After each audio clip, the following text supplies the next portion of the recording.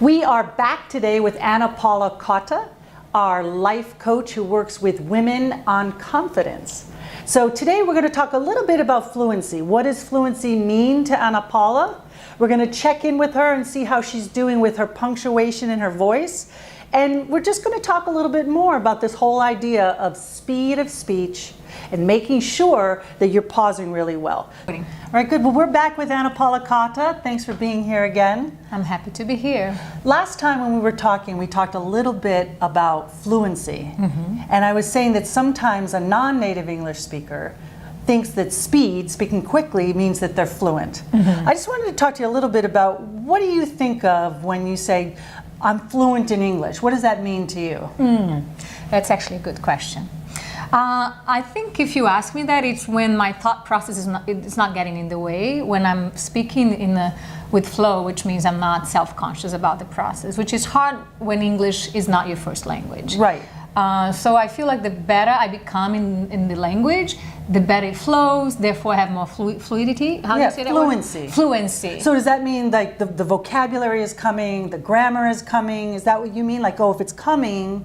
Yeah, when I'm not thinking. So literally it means that I'm not thinking before I speak, okay. Right? So that's how I see that. If you ask me, how do I see that? When I'm not thinking before I speak, where the message is coming as the thought process is there, but it's not about the language itself, it's about my thought processes. Right. Does that make sense? sense? Totally makes sense. Yeah, because in our native language, we don't, it's like either the thoughts aren't there because we don't know what the thoughts are, right? It's not a question of, is the language, am I getting the language that I want to communicate my thought, I mean, right? that's what I meant to say.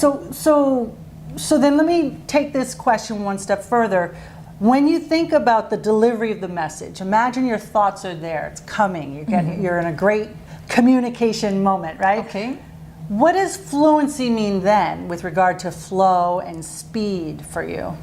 Intimacy with the language, right? And I think that's probably why I love reading, because in a way, even if you don't have an active process of trying to learn those grammars, the more I read, the better I become at speaking, because it's understanding how people are coding it, how are you putting the words together as a native. So when I read something that you wrote or somebody that it's native had written, I feel like I'm getting into that rhythm of language. Okay. So it's not so awkward how I'm placing the words, and that's what I mean, baby. So the more you read, for sure, it helps you with your speech. Absolutely. I totally want to point that out. Reading out loud especially will help you with your speech in general. For sure. And then, so last time, if you remember, we talked about punctuating your speech. Yes. How have you been doing with that? Have you been noticing if you're pausing a little bit more, taking more intention, having more intention with your communication? Absolutely. And it's funny that you said before, I made a point to read out loud in bed one day and thinking of what we had spoken. And not only that, I think with my social interactions, I'm trying also, and I also even spoke about you. I said, wow, I have this friend and she's a coach for accent reduction, and I feel like she helps me so much because my speed is way too fast. And just to make it clear, when I speak fast, it's because I just want to get there much more than thinking that I'm sounding fluently. And it might not even be a language thing, right? No, you probably do it in it's like Portuguese I too. probably do it in Portuguese too. I just and it's definitely has helped me since a week ago that I spoke. And I feel more conscious, and the only way to get even better is to be conscious for a long time until it becomes the normal, which is not right now. Right, and so even while you're talking to me, and maybe we'll just talk another minute or so, you know, I'd love to have you have that clarity of pausing. Because you did it a few times while you were just speaking to me, and it just gave me that extra time to think about that phrase. Not the whole point you were making, but one phrase at a time, to kind of think about it like that. It's definitely unnatural. So I will need more time. And as I said, I really plan on working on that. And even on my daily conversations, I'm trying better. And when I think of you, it's actually, that's why I think it's precious to have a coach. Because when I think of that desired outcome, I think of you, how you speak and how you breathe and how you... And you're not slow. It's not that I'm like, okay, Jill, hurry up. It's perfect timing, just my time is ahead of that, and I'm trying to become more aware. Well, good. No, right there too. I hope that you could hear that too, that there's definitely more pacing and pausing, right? So 2 things I'm getting from my viewers. right? First of all, we want to make sure that you're thinking of techniques like reading out loud. And when you find the phrasing, when you read, you can start to feel the rhythm of the speech, which is what you were saying.